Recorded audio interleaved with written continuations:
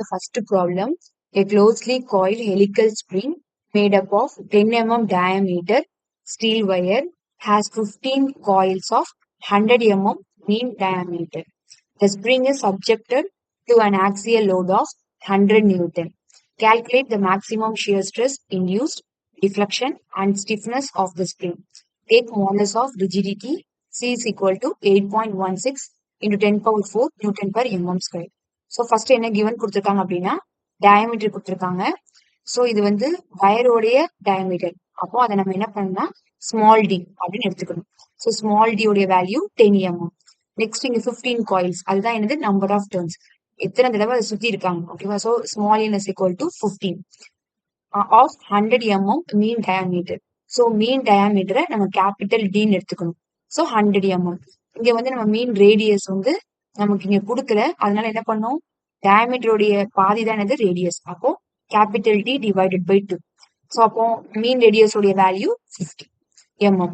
Next என்ன கொடுத்துருக்காங்க, axial load 100 newton. So W is equal to 100 newton.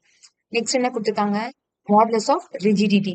So இதே இது மாடுலஸ் ஆஃப் எலாஸ்டிசிட்டினா இ, அப்போ இங்க இ. ஓகேவா? இது வந்து மாடுலஸ் ஆஃப் ரிஜிடிட்டி. ரிஜிடிட்டினா C, 8.16 into 10 power 4 newton per mm square. Next இங்க டினாமினேட்டர்ல பார்க்கணும், எம்எம்ல இருக்குது. ஸோ எல்லாமே இன் டேர்ம்ஸ் ஆஃப் எம்எம்ல தான் இருக்குது. அதே மாதிரி இங்க நியூட்டன் இருக்குது, இங்கேயும் நியூட்டன் தான் இருக்கு. ஸோ யூனிட்ல எல்லாமே சேமா தான் இருக்கு. நெக்ஸ்ட் நம்ம கிட்ட என்ன கேட்டிருக்காங்க அப்படின்னா, first one maximum shear stress கேட்டிருக்காங்க, next deflection, next stiffness. So இதுக்கு வந்து டைரக்டா ஃபார்முலா நீங்க படிச்சிட்டாலே ஈஸியா டைரக்டா ஃபார்முலா சப்ஸ்டியூஷன் தான். So first one shear stress. So shear stress உடைய formula 16 WR divided by pi dq plus 16. W னா என்னது, ஆக்சியல் லோட் தான் W. R mean radius, so capital R. Pi into small d. So mean டயமீட்டரோட value போடக்கூடாது, இது small d. So small d உடைய value 10.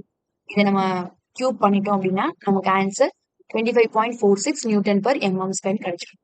Next நம்ம கிட்ட என்ன கண்டுபிடிக்க சொல்லியிருக்காங்க, deflection. So deflection formula 64 W capital R cube N divided by C D power 4. So 64 W னா என்னது, நமக்கு ஆக்சியல் லோட் கொடுத்துருக்காங்க, R னா mean radius, N number of turns, C modulus of rigidity, small d வந்து அந்த வயரோடைய diameter. So எல்லாமே இதுக்கு நம்ம கிவன் ஆல்ரெடி நம்ம எழுதியிருக்கிறோம்.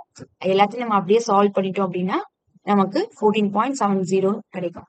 ஸோ எப்பவுமே டிஃப்ளெக்ஷன் வந்து இன் டேர்ம்ஸ் ஆஃப் நம்ம எதை கன்வெர்ட் பண்ணி வச்சிருக்கிறோமோ, சப்போஸ் எல்லா யூனிட்டையுமே நம்ம வந்து மீட்டரை கன்வெர்ட் பண்ணியிருந்தோம்னா இதையும் மீட்டரா எழுதணும். இந்த ப்ராப்ளம்ல நம்ம எல்லா யூனிட்டையும் எம்எம்ல கன்வெர்ட் பண்ணிருக்கோம், அதனால நமக்கு டிஃப்ளெக்ஷன் எப்படிதான் வரும், எம்எம்ல தான் வரும். ஸோ நெக்ஸ்ட் ஸ்டிஃப்னஸ் கேட்டிருக்காங்க.